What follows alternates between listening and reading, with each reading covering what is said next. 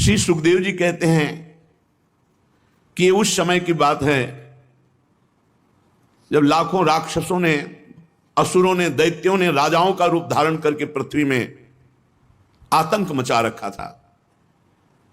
अहंकार से भरे हुए, बल से भरे हुए पृथ्वी को आक्रांत कर रखा था। आक्रांत पृथ्वी त्राण पाने के लिए रो रही थी। ये उस समय की बात है जब यदुवंशी राजा शूरसेन, माथुर मंडल शूरसेन मंडल का मथुरापुरी में रह करके शासन करते थे। ये मथुरा समस्त यदुवंशी नरपतियों की राजधानी थी। मथुरा में सदैव भगवान की उपस्थिति पाई गई है। मथुरा में सूर्य के पुत्र वसुदेव जी का विवाह देवकी जी के साथ हुआ। ये उस समय की बात है जब नवविवाहिता पत्नी देवकी को रथ पर विराजमान करके वसुदेव जी ले जा रहे थे। कंस बड़ा बलवान, स्वभाव में धूर्तता, वसुदेव जी से कहा मैं रथ हाँकूंगा, मेरी बहन है, और रथ के घोड़ों की लगाम पकड़ ली, स्वयं रथ हाँकने लगा। रथ चल पड़ा। जिस समय घोड़ों की लगाम पकड़कर कंस रथ हाँक रहा था, उसी समय स्पष्ट आकाशवाणी हुई, अरे मूर्ख, जिसको तू रथ में बैठाल कर लिए जा रहा है उसकी 8वें गर्भ की संतान तुझे मार डालेगी। भोजवंश का कलंक। आकाशवाणी सुनते ही कूद पड़ा रथ से, तलवार खींच ली और बाल पकड़े देवकी के। वसुदेव देवकी के लिए आदेश किया, तत्काल हथकड़ी बेड़ियों से जकड़ करके इनको कैद खाने में डाल दिया जाए और बहुत ही कठोर पहरा लगा दिया जाए। वर्ष वर्ष में जो संतान होती मारता गया, उसे हर बार शंका बनी रहती, पता नहीं वो भगवान किन बालक के रूप में प्रकट हो जाए। परीक्षित, पृथ्वी में बात प्रायः देखी जाती है कि अपने प्राणों का ही पोषण करने वाले जो लोभी लोग होते हैं, वो चाहे राजा हो चाहे कोई भी हो, वो अपने स्वार्थ की पूर्ति के लिए माता पिता भाई बंधु किसी की भी हत्या कर सकते हैं। माता की, पिता की, भाई की, बंधु की, मित्रों की, इष्ट की, किसी की भी। ऐसे स्वार्थी पुरुषों से कभी मित्रता नहीं रखनी चाहिए, इन्हें हानि ही होती है। जब कंस ने एक एक करके देवकी जी के 6 बालक मार डाले, तब देवकी के 7वें गर्भ में भगवान के अंश स्वरूप अनंत महिमा, अनंत बलशाली भगवान शेष जी पधारे देवकी जी के गर्भ में। अनंत भगवान जब 7वें गर्भ के रूप में देवकी के उदर में पधारे, बड़ा आनंद। पर देवकी जी को लगा कि कंस इसे भी मार डालेगा, इसलिए वो रुदन करने लगी। विश्वात्मा भगवान ने देखा कि माता को बहुत दुख है और यदुवंशियों को कंस सताए ही जा रहा है, तो अपनी योग माया का स्मरण किया और योग माया को आदेश किया, देवी कल्याणी, तुम ब्रज में जाओ, वह प्रदेश ग्वालों और गौओं से सुशोभित है। वहां नंद बाबा के गोकुल में वसुदेव जी की पत्नी रोहिणी गुप्त रूप से निवास कर रही। उनकी और भी पत्नियां कंस के डर से गुप्त स्थानों में रह रही। इस समय मेरा महान अंश, जिसे अनंत शेष जी कहते हैं, देवकी के उदर में गर्भ रूप से विराजमान है। तुम जाओ वहां से उस गर्भ को रोहिणी के उदर में रखो। मैं स्वयं आ रहा हूं, विलंब से आने जा रहा। अब मैं समस्त ज्ञान बल आदि अंशों के साथ देवकी का पुत्र बनूंगा और नंद बाबा की पत्नी यशोदा के गर्भ से तुम प्रकट हो। योग माया को आदेश किया। जब योग माया ने देवकी का गर्भ ले जाकर रोहिणी के उदर में रख दिया, तब समस्त द्वारपाल और सब जगह खबर पहुंच गई, गर्भ नष्ट हो गया देवकी। किसी को आंतरिक पता तो है नहीं। नगरवासी बहुत कि बेचारी के 6 तो मार डाले गए और 7वां गर्भ नष्ट हो गया। हाय, कितना कष्ट देवकी को है। देवकी जी भगवान का निवास स्थान बन गई। परीक्षित, अब समस्त शुभ गुणों से युक्त बहुत सुहावना समय आया। रोहिणी नक्षत्र था। आकाश के सभी नक्षत्र, ग्रह और तारे सौम्य हो रहे थे। अब तो काले काले मेघ आकर मंडराने लगे और धीरे धीरे गर्जना करते हैं। भारी वर्षा प्रारंभ।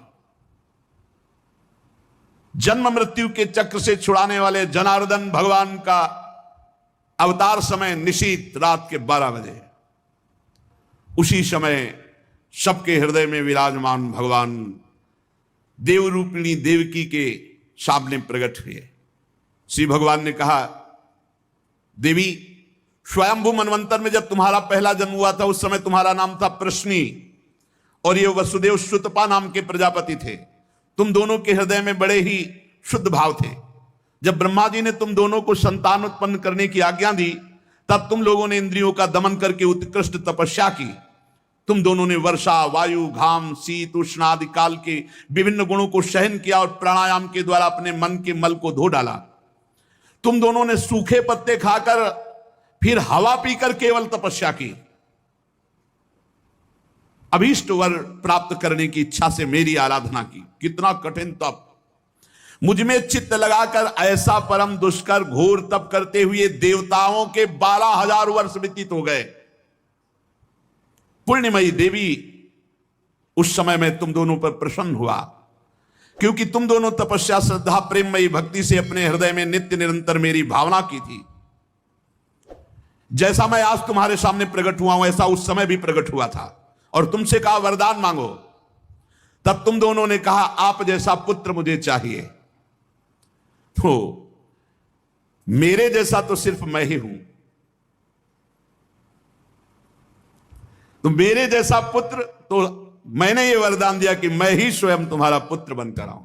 ये छोटी मोटी तपस्या का फल नहीं है, आप देख लीजिए। अगर आप जीवन भर रामकृष्ण हरि भगवान नाम जपते हुए भगवत प्राप्त हो जाते हैं तो कितना सरल है, कितना सरल है। इसीलिए धन्य है ये कलयुग जो कम समय में भगवत प्राप्ति, केवल भगवान नाम जप और थोड़ा सा केवल पापाचरण से अपने को बचा लो तो भगवत प्राप्ति हो जाएगी। हे माताजी, मैंने देखा कि संसार में शील, स्वभाव, उदारता, अन्य गुणों में मेरे जैसा कोई नहीं, इसलिए मैं ही तुम्हारा पुत्र हुआ हूं। मैं ही प्रश्नगर्भ से, वामन रूप से, और इस समय तुम देवकी वसुदेव हुए तो वासुदेव के रूप से। एक बार मैं वचन बोलता हूं उसे 3 बार पूरा करता हूं। यह भगवान का नियम। मेरी वाणी त्रिकाल सत्य है। एक बार तुमने मांगा पुत्र तो प्रश्नी गर्भ, वामन रूप और इस समय वासुदेव रूप। कश्यप आदित्य के रूप में वामन रूप। और मैंने ये रूप इसलिए प्रकट किया कि जब मैं अवतार लेकर मनुष्य शरीर में लीला करूंगा तो मुझे पहचान पाना बहुत कठिन है। इसलिए तुम लोग ध्यान रखना मैं कौन हूं। ये खास बात, एक खास बात, ध्यान देने योग्य बात है। भगवान कह रहे हैं कि तुम दोनों मेरे प्रति पुत्र भाव और निरंतर ब्रह्म भाव रखना। युवाम माम पुत्र भावेन ब्रह्म भावेन चाचकृत चिंतयंतो कृत स्नेहो या से थे मदगतिम पराम। तब तुम मेरे परम पद को प्राप्त होगी। चिंतनीय कौन है गोपाल जी, कौन है लाल जी? कह रहे तुम मेरे प्रति पुत्र भाव और निरंतर ब्रह्म भाव, इस प्रकार के चिंतन द्वारा तुम मेरे पद को, मेरे प्रिया प्रीतम है कौन? देखो, हित सजनी जो नहीं कह रहे, जैसे हित हरिवंश करत अपनो जस प्रगट अखिल ब्रह्मांडन, अखिल ब्रह्मांड के अधिपति हैं। पर ब्रह्म परमात्मा तत्व की उपासना हो रही। हमारा भाव है कि वो हमारे यार हैं, हमारे मित्र हैं, हमारे पति हैं, हमारे पुत्र हैं, हमारे स्वामी हैं, जो भाव रख सके, लेकिन है कौन? इसीलिए शांत भाव है। शांत भाव में पूर्ण तत्व ज्ञान हो जाता है। भगवान इतना कहकर चुप हो गए और अपनी योग माया से देखते देखते एक छोटे शिशु के रूप में नीलमणि,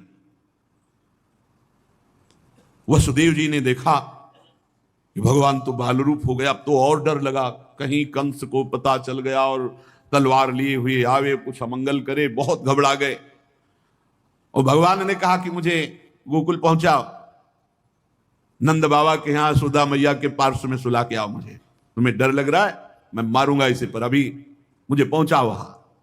भगवान की आज्ञा का पालन करने के लिए जो ही चेष्टा की, ध्यान दीजिए, भगवान की आज्ञा का पालन करने के लिए जो ही चेष्टा की तो अपने आप हथकड़ी बेड़ियां कट गई। माया की हथकड़ी बेड़ियां कट जाएंगी जो ही भगवान की आज्ञा का पालन कर।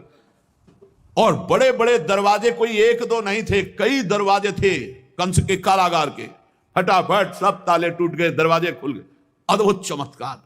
और जितने पहरेदार घोर राक्षसी स्वभाव के, जिंदा खा जाए ऐसे पहरेदार थे, सब मूर्छित घोर निद्रा में।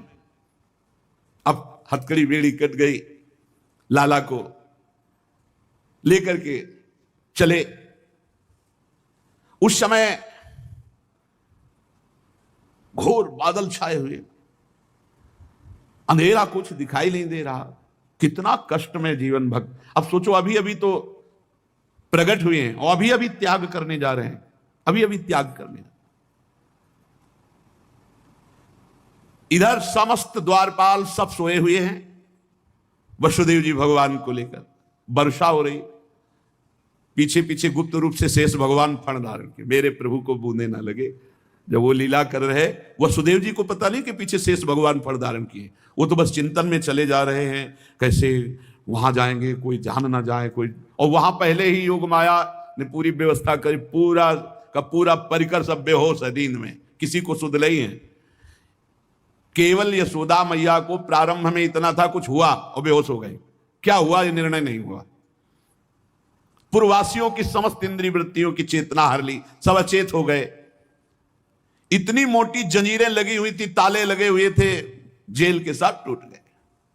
भगवान श्री कृष्ण को गोद में लिए हुए जैसे जैसे आगे बढ़ते, सब दरवाजे अपने आप खुलते चले थे और पहरेदार सब सो रहे।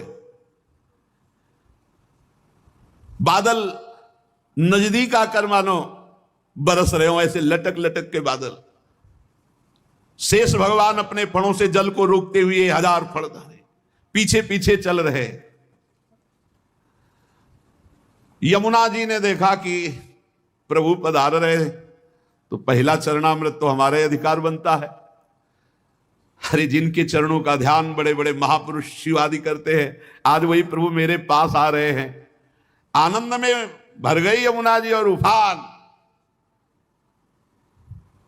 यमुना जी ने जब उफान आनंद का लिया तो वसुदेव जी के प्राण बहुत घबरा रहे हैं कि अब क्या करें, लौट सकते नहीं, कोई नौका आदि है नहीं। चलो प्रभु ने आज्ञा करी है तो वही देखेंगे। अब मेरे प्राण चाहे चले जाए, मेरे लाला को कुछ ऐसे। यमुना जी उफान कर रहे कि चरण छू ले, और वसुदेव जी उल्टा सोच रहे कि यमुना जी बढ़ रही तो लाला को बचाए। देखो ये समर्पण है, मेरे प्राण भले चले जाए, बस आज्ञा का पालन, प्रभु को पहुंचाना है और सुरक्षित पहुंचाना है। यमुना जी ऐसे थपेड़ जोर जोर से बढ़ रही। भगवान ने कहा बाबा तो और ऊपर उठाते चले जा रहे, तो यमुना जी और बढ़ती चली जाएंगी। एक श्री चरण बड़ा, ये वसुदेव जी को पता नहीं, जो ही यमुना जी को श्री चरण प्रभु के स्पर्श हुए तो तुरंत नाभिभर हो गई और ऐसे एकदम शांत। वसुदेव जी बाबा के नगर में गोकुल में गए तो डर रहे थे कि कोई देख न ले, लेकिन वहां कोई देखने वाला था, सब सोए हुए थे। उन्होंने अपने पुत्र, अब वो ऐसे देख रहे थे और जहां सुलाया तो वहां भी पुत्र था, पार्श्व में योग माया और वही पुत्र। भगवान के इस अवतार में 2 अवतार हुए। एक हुआ चतुर्भुज नारायण भगवान का अवतार जो वसुदेव देवकी के सामने, और एक हुआ पीछे आपने सुना है नंद बाबा और यशोदा मैया, बहुत ऐश्वर्य समृद्धि सब रिद्धियां सिद्धियां अटखेलियां कर रहे। ब्रज तो यहां रिद्धियां सिद्धियां अटखेलियां कर रहे, कौन पूछता है। अवस्था ढल गई थी नंद बाबा की, चौथापन था, और ब्रजवासी बाबा की इस दशा को देख के सह नहीं पा रहे थे। बाबा खिन्न रहते थे। उपनंद आदि वृद्ध गोपों ने परामर्श करके पुत्रेष्टि यज्ञ का आयोजन किया। सबने यज्ञ पुरुष गोपराज नंद को पुत्र प्रदान करने की प्रार्थना की भगवान से। पुत्रेष्टि यज्ञ हुआ। जैसे महाराज दशरथ जी की अवस्था ढल चुकी थी तो श्रृंगी ऋषि ने पुत्रेष्टि यज्ञ कराया, उससे खीर फिरो। भगवान 4 रूपों में प्रकट हुए, राम लक्ष्मण भरत शत्रुघ्न। पुत्रेष्टि यज्ञ का अनुष्ठान हुआ नंद बाबा के यहां।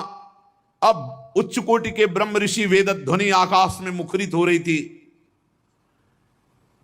गोपराज श्री नंद बाबा अंतापुर में यशोदा मैया के पास बैठे हुए कहा, यशोदा रानी, इस बार पूरे ब्रजवासियों का आशीर्वाद हो, सब ब्रह्म ऋषि हैं, कई बार हो चुकी, इसका मतलब पुत्र के लिए कई बार उपाय किए जा चुके थे, इस बार फलस्वरूप में मेरे पुत्र होगा,